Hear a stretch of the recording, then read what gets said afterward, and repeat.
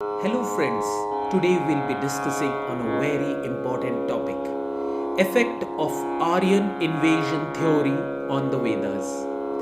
Vedic traditions presented as a non-historical superstition is what is explained in the Aryan invasion theory, which is totally false.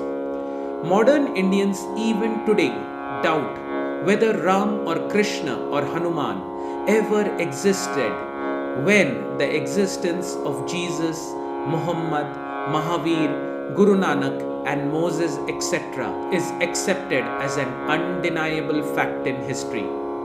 Mahabharat, the epic war, now became a local skirmish among petty princes that was later exaggerated by the poets.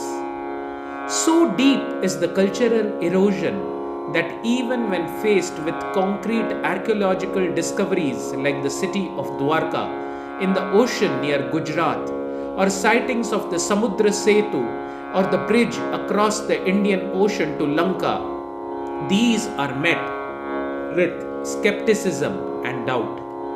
The Aryan invasion theory suggests that Aryan is a race.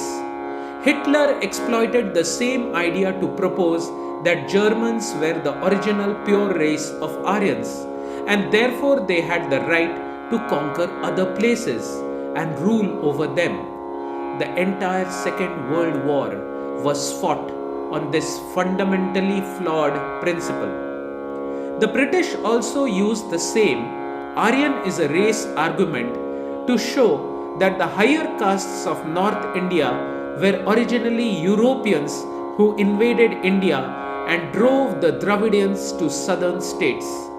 The imperial policy of divide and rule split the Indian society based on caste, creed, and religion. Apart from the other social injustices, the Aryan invasion theory gave birth to hatred, leading to Dravidians versus Aryans and Dalits versus Brahmins. Conflict in many places in India even today, 70 years after the British rule. So the conclusion is that the question itself asks, where did the Vedas come from? Neither the Aryan invasion theory nor the host of other theories stand the test of evidence. It's clear they are simply a ploy to discredit the Vedas. Therefore, the best way to understand the Vedas is to study them on their own merit, knowing them to be the manual and axiomatic truth and revealer of the amazing predictions that have been verified over a period of time. One of the most amazing phenomena described in these Vedic texts is the existence of the soul or the Atma. The next part delivers on this subject and takes us further into the fascinating journey of self-discovery. Thank you very much.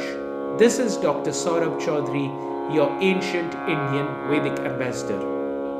If you like this video, subscribe to my channel now and press the bell icon.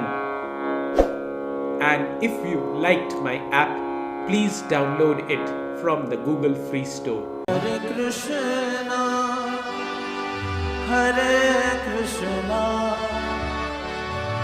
Krishna Krishna